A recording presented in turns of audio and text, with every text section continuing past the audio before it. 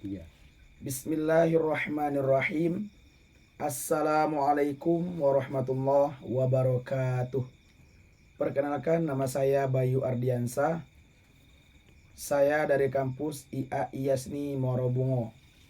Ingin menampilkan dan mempraktekkan tentang pelajaran Al-Quran Hadis, yang mana materinya yaitu tentang Imam At-Tabrani, yang mana dosen pengampuh yaitu Bapak kami Dedi Wisman MPD.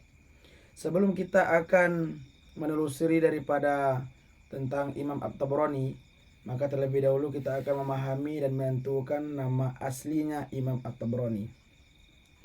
Adapun nama lengkap Imam At-Tabrani adalah Abdul Qasim Sulaiman bin Ahmad bin Ayub bin Mutir Al-Lakmi Asyami At-Tabrani. Beliau lahir pada bulan Syafar pada tahun 260 Hijriah, yaitu sekitar 873 Masehi, yang mana tempat lahirnya di kota Akka, sebuah wilayah di Syam, yang mana kini menjadi tempat negeri Palestina. Beliau tumbuh di tengah keluarga yang terhormat dari Kalibah Lah, sebuah suku Yaman yang kemudian berimigrasi dan menetap di Quds, Palestina, yaitu tempatnya. Ibundanya juga berasal dari suku Akka. Sejak kecil tanda-tanda kecerdasan Imam At-Tabrani dan kecintaan At-Tabrani terhadap ilmu sudah sangat tentara. Lingkupan sosial dan intelektual yang kondusif pada masanya, di mana ilmu hadis sedang berkembang pesat, turut mendorong semangat belajarnya Imam At-Tabrani. Para ulama pada masa itu sangat menekankan pentingnya menurut ilmu sejak dini. Perjalanan intelektual yang luas. Perjalanan menuntut ilmu Imam At-Tabrani dimulai pada tahun 273 Hijriah, saat usianya menginjak atau memasuki baru 13 tahun. Ini menunjukkan kegigihan dan dedikasi yang luar biasa. Pada sejak usia muda, tradisi ahli hadis saat itu memang mengharuskan seseorang untuk melakukan rihlah, perjalanan, yaitu jauh demi mencari dan menghimpun hadis-hadis Nabi Muhammad SAW dari berbagai guru dan wilayah. At-Tabrani memulai pengembaraan intelektualnya dengan mengunjungi berbagai pusat ilmu Islam pada tahun 274 Hijriah, menghafal Al-Quran dan memperdalamkan ilmu agama. Kemudian perjalanannya berlanjut ke Hijaz, meliputi Makkah dan Madinah, pusat-pusat hadis dan tempat para sahabatnya Nabi Muhammad SAW banyak meriwayatkan hadis, yaitu Yaman, wilayah yang kaya akan tradisi keilmuan dan hadis-hadis. Dan yang kedua yaitu Mesir, negeri yang menjadi rumah bagi banyak ulama besar dan perawi hadis. Semenanjung Arab dan wilayah lainnya, perjalanan panjang ini memakan waktu sekitar 33 tahun. Sebuah periode yang sangat signifikan dalam hidupnya. Selama perjalanan tersebut, Imam At-Tabrani mendengar dan belajar dari ribuan guru dan ulama.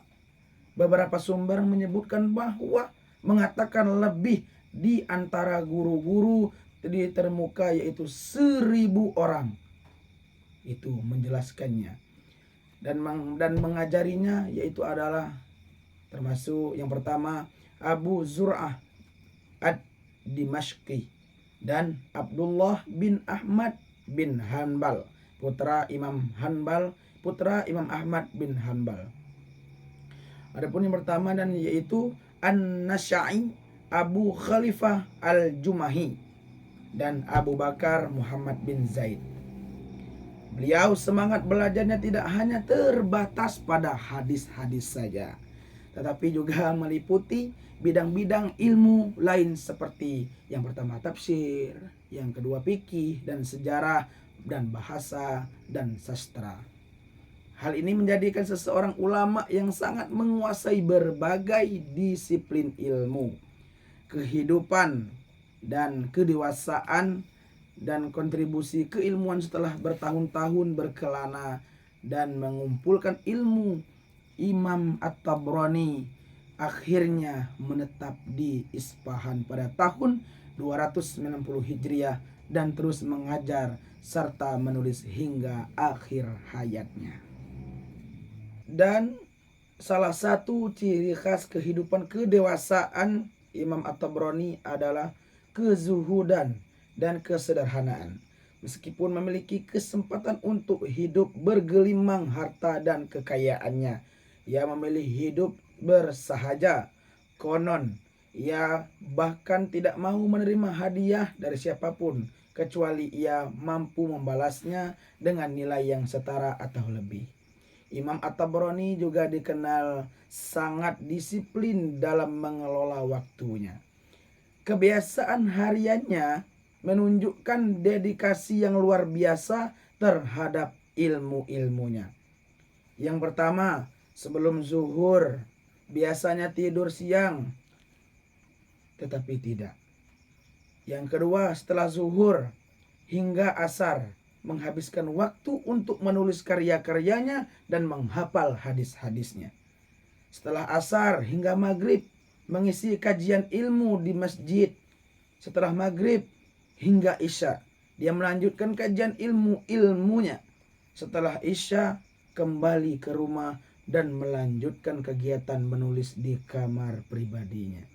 Aktivitas ini dilakukannya setiap hari dan disebutkan bahwa ia mampu melaksanakannya dan mampu menulis tidak kurang dari 40 lembar tulisan setiap harinya. Imam At-Tabrani meninggal dunia di Isfahan pada malam kedua bulan Zulqa'dah tahun 360 Hijriah sekitar 971 Masehi. Pada usia 100 tahun 10 bulan beliau dikebumikan atau dimakamkan di samping kuburan sahabat Nabi Muhammad SAW. Masya Allah mulianya beliau. Yang syahid adalah Humamah bin Abi Humamah Ad-Dausi di pintu kota dengan usia yang panjang. Ia termasuk salah satu ulama yang diberkahi Allah umur panjang. Dan hadis-hadis yang diriwayatkannya tersebut tersebar luar ke seluruhan penjuru dunia, kontribusi keilmuan utama para ulama-ulama. Imam At-Tabrani meninggalkan warisan keilmuannya yang sangat besar.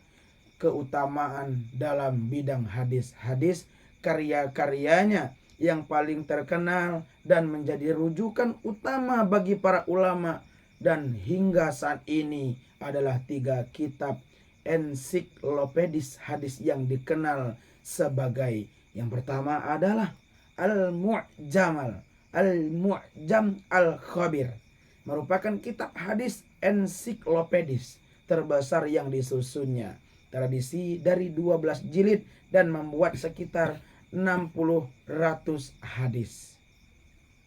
Al-Mu'jam Al-Awsat terdiri dari 2 jilid besar dan memuat sekitar 30 hadis, baik yang sahih maupun yang tidak, disusun berdasarkan nama-nama yang gurunya yang hampir mencapai 2.000 orang.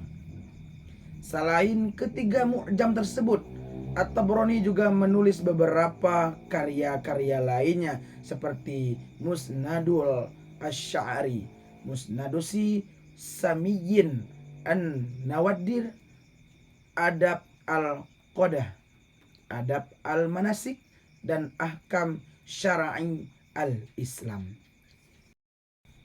Ada beberapa hadis-hadis yang terpopuler diriwayatkan Imam At-Tabrani. Imam At-Tabrani meriwayatkan banyak hadis. Beberapa di antaranya cukup populer dan sering dikutip. Berikut adalah beberapa contoh hadis yang beliau diriwayatkan atau dikaitkan dengan riwayatnya. Adapun hadis berikut yang pertama, hadis tentang meninggalkan hal yang tidak berguna. Yang mana berbunyi hadisnya, Bismillahirrahmanirrahim. Min husnil islami tarkuhu ma la ya'ni.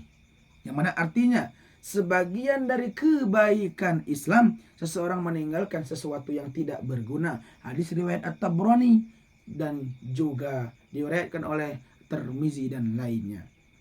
Adapun hadis yang berikutnya, la taghdab walakal jannah, yang artinya janganlah kamu suka marah maka bagimu surga. Hadis riwayat At-Tabrani juga diriwayatkan oleh hadis Bukhari.